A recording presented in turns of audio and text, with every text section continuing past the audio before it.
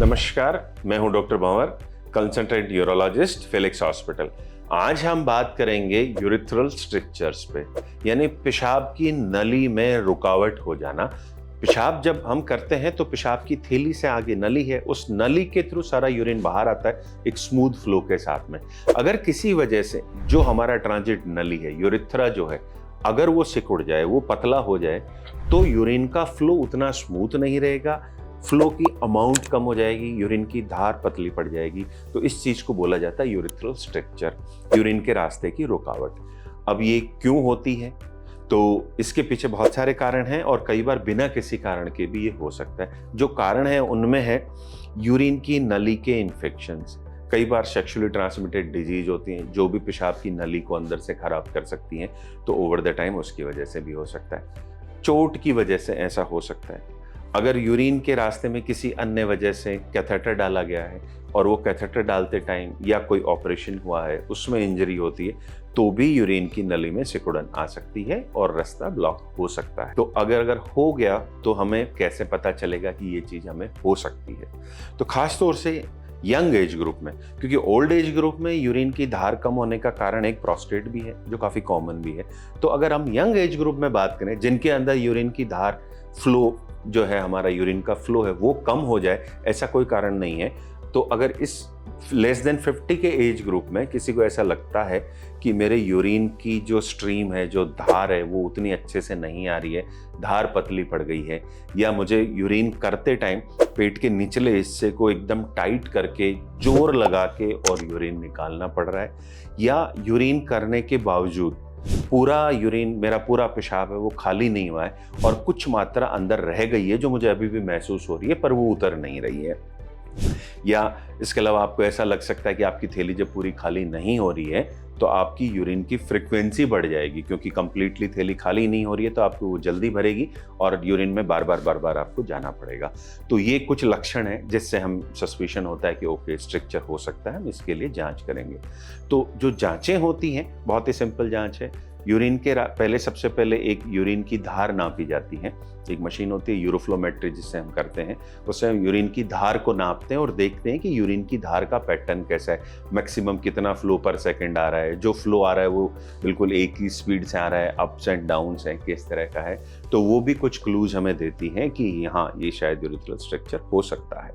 इसके बाद एक बेसिक अल्ट्रासाउंड देखा जाता है कि आपकी कहीं पे उसकी वजह से किडनीज में और कुछ दिक्कत तो नहीं हो रही है। जो डेफिनेटिव जांचें जो होता है आरजीयू एमसीयू, जो आरजीयू एमसीयू की जांच है उसमें क्या किया जाता है कि एक डाई होती है, दवा होती है, जिसको यूरिन के रास्ते के अंदर डाल दिया जाता है और फिर एक एक्सरे लिया जाता है, जिससे हमें पता लग जाता है कि डाई एक्सरे में विजिबल होती है, तो हमें पता लग जाता है कि यूरिन की नली कहाँ तक अपने नॉर्मल कैलिबर में चल रही है, कहाँ पे वो थोड़ी सिकुड़ चुकी है और कितनी सिकुड़ चुकी है और आगे का रास्ता कैसा है। तो ये एक होती है जांच।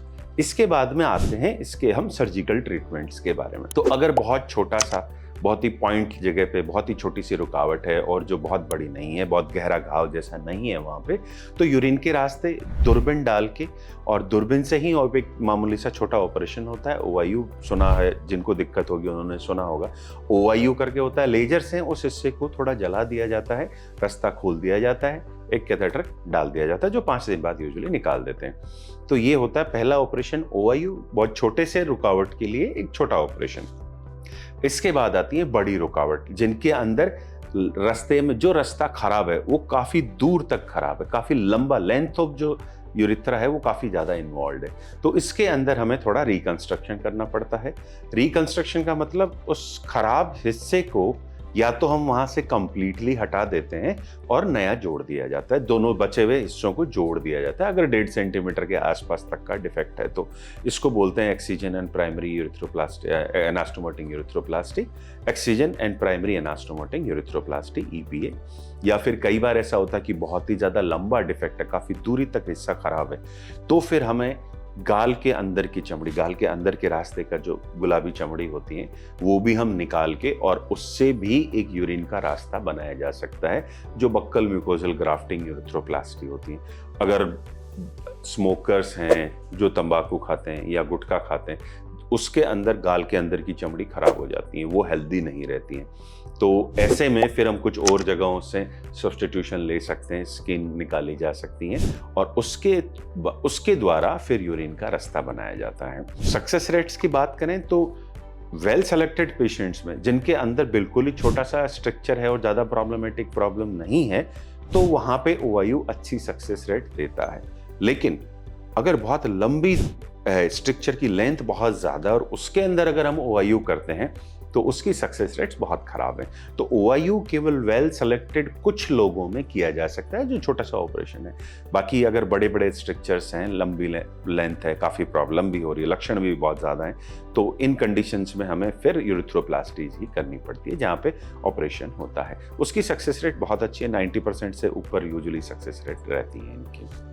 Thank you. हेल्थ से जुड़ी ऐसी कई और जानकारी के लिए फेलिक्स हॉस्पिटल के यूट्यूब चैनल को सब्सक्राइब करें और अपने सवाल कमेंट बॉक्स के जरिए हम तक पहुंचाएं और डॉक्टर की अपॉइंटमेंट के लिए दिए गए नंबर 9810455953 पर संपर्क करें।